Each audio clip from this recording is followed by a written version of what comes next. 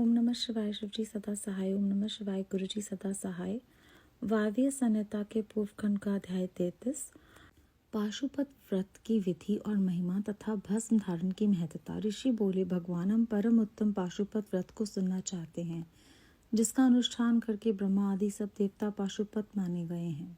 वायुदेव ने कहा, मैं तुम सब लोगों को गोपनीय पाशुपत व्रत का रहस्य बताता हूँ, जिसका अर्थ शीर्ष में वर्णन किया है तथा जो सब पापों का नाश करने वाला है। चित्रा से युक्त पौर्णमासी इसके लिए उत्तम काल है। शिव के द्वारा अनुग्रहित स्थान ही इसके लिए उत्तम देश है अथवा क्षेत्र, बगीचे आदि तथा वन प्रांत भी शुभ एवं प्रशस्त देश है। पहले त्रयोदशी को भली भांति स्नान करके नित्य कर्म संपन्न कर लें, फिर अपने आचार्य की आज्ञा लेकर उनका पूजन और नमस्कार करके व्रत के अंगरूप से देवताओं की विशेष पूजा करें। उपासक को स्वयं श्वेत वस्त्र, श्वेत योगोपवीत, श्वेत पुष्प और श्वेत चंदन धारण करने चाहिए। वे कुश के आसन पर बैठकर हाथ में मुट्ठी भर कुश लें। पूर्व या उत्तर की ओर मुंह करके 3 प्राणायाम करने के पश्चात भगवान शिव और देवी पार्वती का ध्यान करें। फिर वे संकल्प करें कि मैं शिव शास्त्र में बताई हुई विधि के अनुसार ये पाशुपत व्रत करूँगा। वह जब तक शरीर गिर न जाए तब तक के लिए अथवा 12, 6 या 3 वर्षों के लिए अथवा 12, 6, 3 या 1 महीने के लिए अथवा 12, 6, 3 या 1 दिन के लिए इस व्रत की दीक्षा ले। संकल्प करके विरजा होम के लिए विधिवत अग्नि की स्थापना करके क्रमशः घी, समिधा और चरु से हवन करे। तत्पश्चात तत्वों की शुद्धि के उपदेश से वे मूल मंत्र द्वारा उन संविधा आदि सामग्रियों की आहुति दे। उस समय मैं बारंबार ये चिंतन करे कि मेरे शरीर में जो ये तत्व हैं सब शुद्ध हो जाएं। उन तत्वों के नाम इस प्रकार हैं: 5 भूत, उनकी 5 तन्मात्राएं, 5 ज्ञानेंद्रियां, 5 कर्मेंद्रियां, 5 विषय, त्वचा आदि, 7 धातु, प्राण आदि, 5 वायु, मन, बुद्धि, अहंकार, प्रकृति, पुरुष, राग, विद्या, कला, नियति, काल, माया, शुद्ध विद्या, महेश्वर, सदाशिव, शक्ति तत्व और शिव तत्व क्रमशः तत्व कहे गए हैं।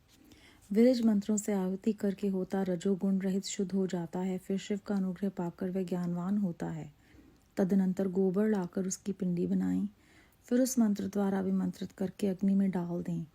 इसके बाद इसका प्रोक्षण करके उस दिन व्रती केवल हविष्य खाकर रहे। जब रात बीतकर प्रातः काल आए तब चतुर्दशी में पुनः प्रवोक्त सब कृत्य करे। उस दिन शेष समय निराहार रहकर ही बिताए। फिर पूर्णिमा को प्रातःकाल इसी तरह होम पर्यंत कर्म करके रुद्राग्नि का उपसंहार करे। तदनंतर यत्न पूर्वक उसमें से भस्म ग्रहण करे। इसके बाद साधक चाहे जटा रख ले, चाहे सारा सर मुंडा ले, या चाहे तो केवल सिर पर शिखा धारण करे। इसके बाद स्नान करके यदि वह लोक लज्जा से ऊपर उठ गया हो तो दिगंबर हो जाए, अथवा गेरुआ वस्त्र, मृगचर्म या फटे पुराने चीथड़े को ही धारण करे। एक वस्त्र धारण करे या वलकल पहनकर रहे। कटी में मेखला धारण करके हाथ में दंड ले ले। तदनंतर दोनों पैर धोकर आचमन करे। विराजग्नि प्रकट हुए भस्म को एकत्रित करके अग्नि रीति भस्म इत्यादि 6 अर्थवेदीय मंत्रों द्वारा उसे अपने शरीर में लगाए। मस्तक से लेकर पैर तक सभी अंगों में उसे अच्छी तरह मल दे। इसी क्रम से प्रणव या शिव मंत्र द्वारा स्वरांग में भस्म रमाकर त्रायुष्म इत्यादि मंत्र से ललाट आदि अंगों में त्रिपुंड की रचना करे। इस प्रकार शिव भाव को प्राप्त हुआ वो शिव योग का आचरण करे। 3 संध्याओं के समय ऐसा ही करना चाहिए। यही पाशुपत व्रत है जो भोग और मोक्ष देने वाला है। ये जीवों के पशु भाव को निवृत्त कर देता है। इस प्रकार पाशुपत व्रत के अनुष्ठान द्वारा पशु तत्व का परित्याग करके लिंग मूर्ति सनातन महादेव जी का पूजन करना चाहिए। यदि वैभव हो तो सोने का अष्टदल कमल बनवाएं, जिसमें 9 प्रकार के रत्न जड़े हों, उसमें कर्णिका और केसर भी हों। ऐसे कमल को भगवान का आसन बनावें। धनाभाव होने पर लाल या सफ़ेद कमल के फूल का आसन अर्पित करें। वे भी न मिले तो केवल भावना में कमल समर्पित करें।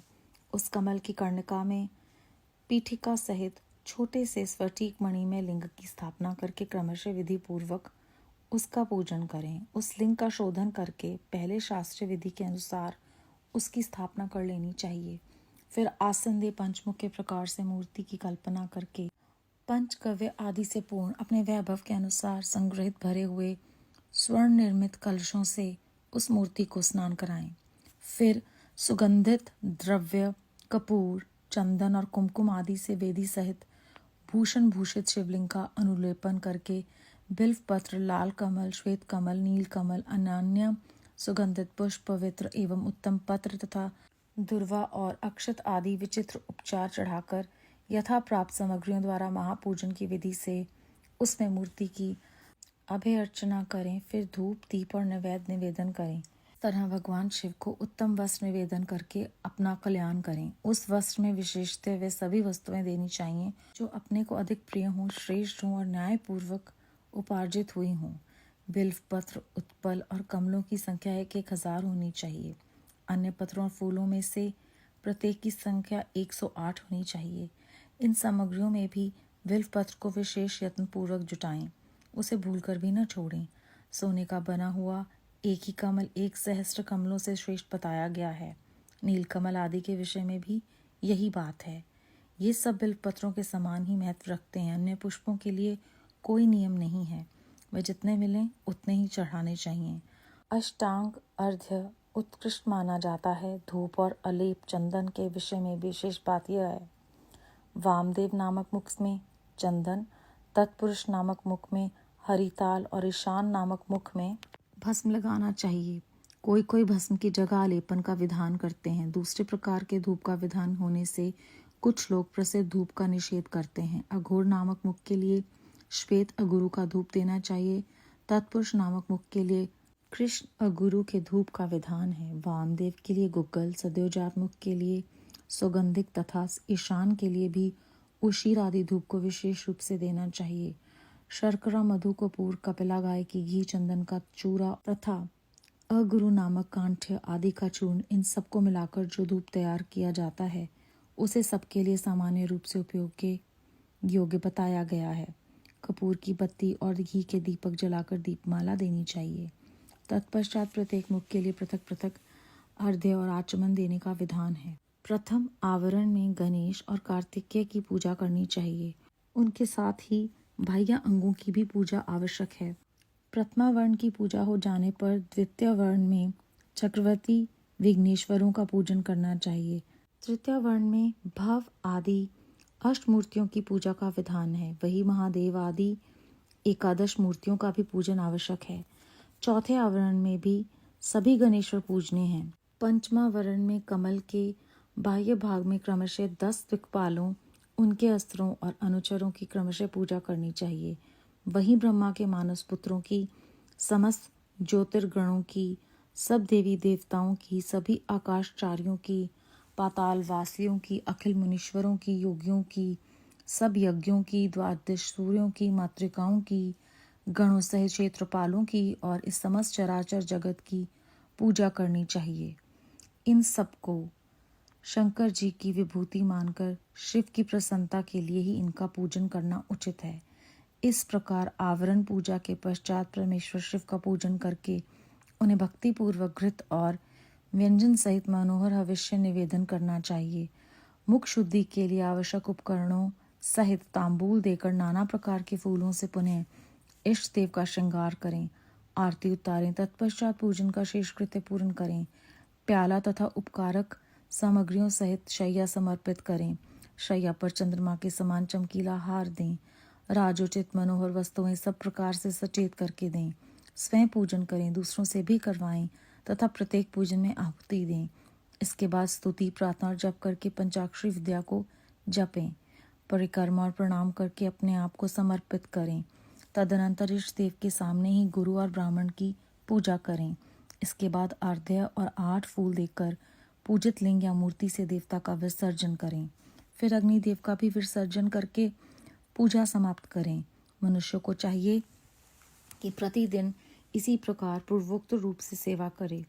पूजन के अंत में स्वर्ण में कमल तथा अन्य सब उपकरणों सहित उस शिवलिंग को गुरु के हाथ में दे दें अथवा शिवालय में स्थापित कर दें। गुरुओं, ब्राह्मणों और विशेषतः व्रतधारियों की पूजा करके सामर्थ्य हो तो भक्त ब्राह्मणों तथा दीनों और अनाथों को भी संतुष्ट करे।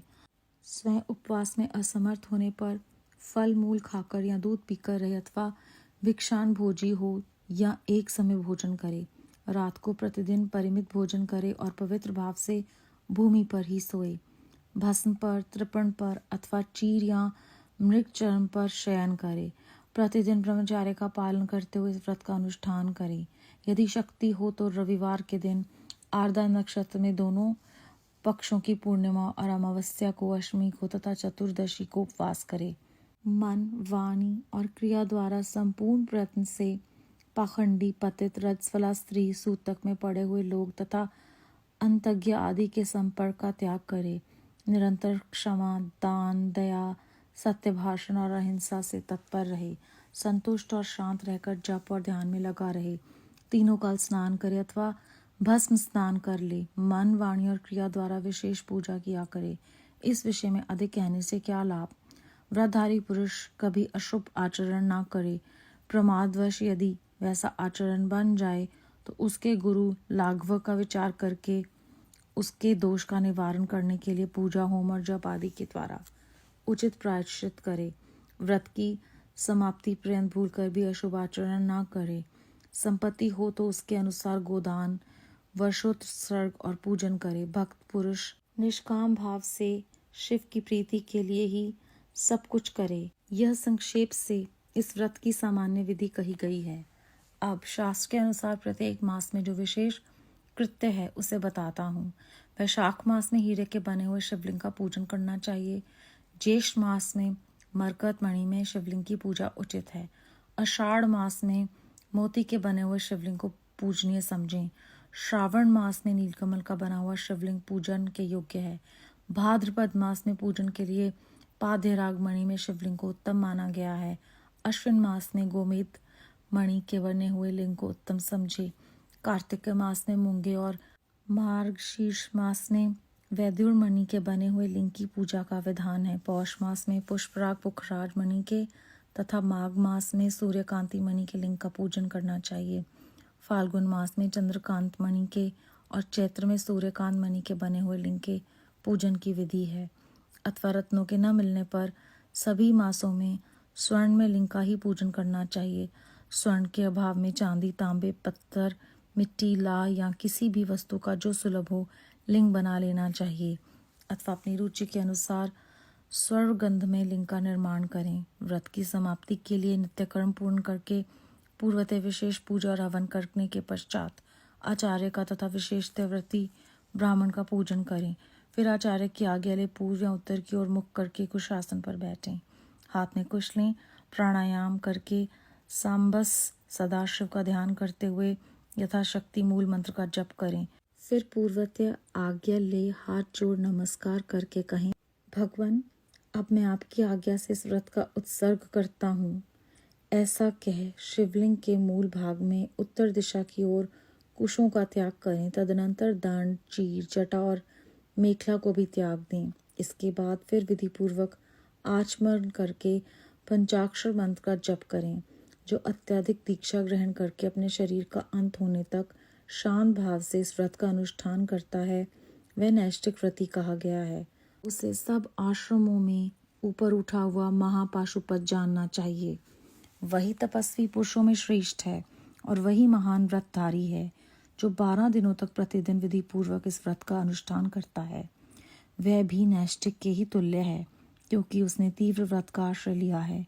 जो अपने शरीर में घी लगाकर व्रत के सभी नियमों के पालन में तत्पर हो 2-3 दिन या एक दिन भी इस व्रत का अनुष्ठान करता है वह भी कोई नैष्ठिक ही है। जो निष्काम होकर अपना परम कर्तव्य मानकर अपने आप को शिव जी के चरणों में समर्पित करके इस उत्तम व्रत का सदा अनुष्ठान करता है उसके समान कहीं कोई नहीं है। विद्वान ब्राह्मण भस्म लगाकर महापातक जनित अत्यंत दारुण पापों से भी तत्काल छूट जाता है, इसमें संशय नहीं है। रुद्राग्नि का जो सबसे उत्तम वीर्य अर्थात बल है वही भस्म कहा गया है। अतः जो भी सभी समयों में भस्म लगाया रहता है वह वीर्यवान माना गया है। भस्म में निष्ठा रखने वाले पुरुष के सारे दोष उस भस्माग्नि के संयोग से दग्ध होकर नष्ट हो जाते हैं। जिसका शरीर भस्म स्थान से विशुद्ध है वह भस्मनिष्ठ कहा गया है। जिसके सारे अंगों में भस्म लगा हुआ है, जो भस्म से प्रकाशमान है, जिसने भस्म में त्रिपुंड लगा रखा है तथा जो भस्म स्नान करता है वह भस्मनिष्ठ माना गया है। भूत, प्रेत, पिशाच तथा अत्यंत दुस्सह रोग भी भस्मनिष्ठ के निकट से दूर भागते हैं। इसमें संशय नहीं है, वह शरीर को भासित करता है, इसलिए भसित कहा गया है तथा पापों का भक्षण करने के कारण उसका नाम भस्म है। भूत ऐश्वर्य कारक होने से उसे भूत या विभूति भी कहते हैं। विभूति रक्षा करने वाली है, अतः उसका नाम रक्षा भी है। भस्म के महात्म्य को लेकर यहाँ और क्या कहा जाए। भस्म से स्नान करने वाला व्रती पुरुष साक्षात महेश्वर देव कहा गया है। ये परमेश्वर अर्थात रुद्राग्नि संबंधी भस्म शिव भक्तों के लिए बड़ा भारी अस्त्र है, क्योंकि उसने धौम्य मुनि के बड़े भाई उपमन्यु के तप में आई हुई आपत्तियों का निवारण किया था। इसलिए सर्वथा प्रयत्न करके पाशुपत व्रत का अनुष्ठान करने के पश्चात हवन संबंधी भस्म का धन के समान संग्रह करके सदा भस्म स्नान में तत्पर रहना चाहिए। अध्याय 33 समाप्त। इस अध्याय में वायुदेव जी जो हैं वो ऋषियों को बताते हैं कि जो पाशुपत व्रत है उसका गोपनीय रहस्य जो है वो मैं बताता हूँ। ये जो व्रत है इसका अर्थ शीर्ष में वर्णन है और ये सभी पापों को नाश करता है। चित्रा से युक्त पौर्णमासी जो है वो इसके लिए उत्तम काल है। जो भी स्थान शिवजी महाराज से अनुग्रहित है वही उत्तम स्थान है। और उन्होंने बताया है कि श्वेत वस्त्र, श्वेत पुष्प, श्वेत चंदन धारण करके श्वेत ही योगोपवीत धारण करना चाहिए और कुश के आसन पर बैठकर 3 बार प्राणायाम करने के पश्चात शिवजी महाराज और देवी पार्वती का ध्यान करके संकल्प करें कि जिस प्रकार पाशुपत व्रत की विधि बताई गई है उसी प्रकार मैं पाशुपत व्रत करूँगा। और या तो जब तक शरीर ना गिर जाए या जब तक कि समर्था हो उसी प्रकार व्रत की दीक्षा लें। और फिर उन्होंने सारी विस्तार पूर्वक क्या करना है क्या नहीं करना है वो वृत्तांत इस अध्याय में दिया है। कौन से मंत्र पढ़ने हैं, कब क्या करना है ये बताया है। और वो कहते हैं तीनों संध्याओं के समय जब ऐसा करते हैं तो उसी को पाशुपत व्रत कहा गया है, जो भोग और मोक्ष को देने वाला है और मनुष्यों को पशु भाव से मुक्ति दिलाता है। और कहते हैं कि आप ऐसे कमल को भगवान का आसन बनवाएं और विधि पूर्वक लिंग का पूजन करें। फिर उन्होंने बताया है कि कौन से मास में कौन से लिंग का पूजन करना उचित है, लेकिन अंत में कहा है कि जो आपकी समर्था है आप उसी के अनुसार लिंग का पूजन करें। फिर उन्होंने विस्तार पूर्वक सारी सामग्री का वृत्तांत दिया है और ये भी बताया है कि कितनी कितनी फूलों की संख्या हो सकती है। और ये बताया है कि बिल्व पत्र जो है वो सबसे ज़्यादा महत्वपूर्ण है। अगर किसी में समर्था हो तो सोने का बना हुआ एक ही कमल जो है उसे सहस्र कमलों से श्रेष्ठ बताया गया है। उसके बाद ये भी बताया है कि जो शिवजी महाराज के 5 मुख हैं उन पर कौन कौन सी भस्म लगानी है और कौन कौन सी जो धूप है वो देनी है।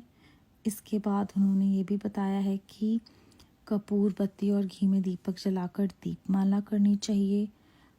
फिर अलग अलग आवरण में अलग अलग पूजाएं करनी हैं और समस्त जगत की ही पूजा करनी है अंत में। और कहते हैं इन सब को भगवान शिव की विभूति मानकर उनकी प्रसन्नता के लिए ही ये पूजन करना जो है वो उचित है। इस अध्याय में हमें आगे जाकर वो बताते हैं कि पूजन के बाद वो स्वर्ण में कमल या कोई भी उपकरण जो है वो गुरु के हाथ में दें या शिवालय में दें।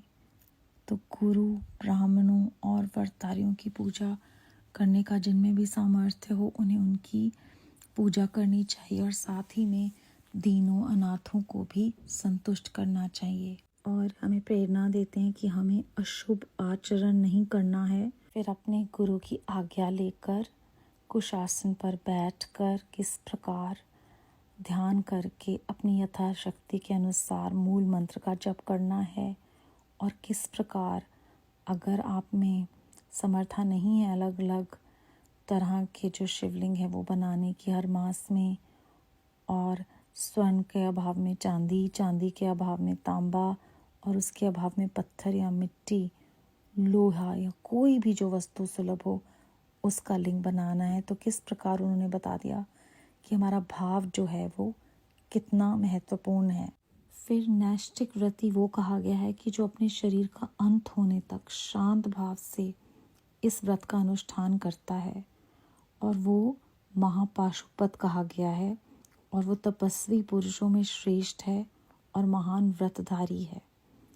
उसके बाद ये भी कहा गया है कि अगर कोई 12 दिनों तक विधि पूर्वक ये व्रत का अनुष्ठान करता है, वो भी नैष्ठिक के बराबर ही है। उसके बाद अगर कोई घी लगाकर व्रत के सभी नियमों का पालन करता है, चाहे वो 2 या 3 दिन के लिए ही किए गए हों या केवल एक ही दिन का व्रत किया गया हो, तो वो भी नैष्ठिक के तुल्य ही है। और उसके ऊपर ये पंक्ति तो हृदय को छू जाती है। वो कहते हैं कि जो निष्काम होकर अपना परम कर्तव्य मानकर अपने आप को शिव के चरणों में समर्पित करके इस उत्तम व्रत का सदा अनुष्ठान करता है, उसके समान तो कोई नहीं। और फिर उसके बाद उन्होंने हमें बताया कि जो भस्म है वो बल प्रदान करती है, और सभी समय जो भस्म लगाए रखता है वो वीर्यवान माना गया है। और वो बताते हैं कि जो भी भस्म को धारण करता है वो भूत प्रेत पिशाच और रोगों से भी मुक्त रहता है। इसके उपरांत वो कहते हैं कि इसीलिए इसे भासित कहा गया है, और पापों का भक्षण करने की वजह से इसका नाम भस्म है। ये ऐश्वर्य प्रदान करता है, इसीलिए उसे भूति या विभूति भी कहते हैं। क्योंकि ये रक्षा करता है तो इसका नाम रक्षा भी है। जो भी व्रती पुरुष भस्म को धारण करता है उसे साक्षात महेश्वर देव कहा गया है। और रुद्राग्नि जो है वो परमेश्वर के समान मानी गई है, क्योंकि धौम्य मुनि के बड़े भाई उपमन्यु के तप में आई हुई आपत्तियों का निवारण इसी भस्म ने किया था। तो वो कहते हैं कि हवन संबंधी जो भी भस्म है उसे धन के समान संग्रह करके भाव संभाल कर रखें, और हम पर ऐसा अनुग्रह करें कि हम सब निष्काम होकर गुरु जी महाराज आपके चरणों में ही अपने आप को समर्पित कर पाएं। ये आप ही की कृपा से हो, ये सब पर आपकी कृपा हो, ऐसा भाव रखकर हम आज का ये अध्याय समाप्त करते हैं। बेअंत शुक्राना गुरु जी महाराज। ओम नमः शिवाय। शिव जी सदा सहाय। ओम नमः शिवाय। गुरु जी सदा सहाय।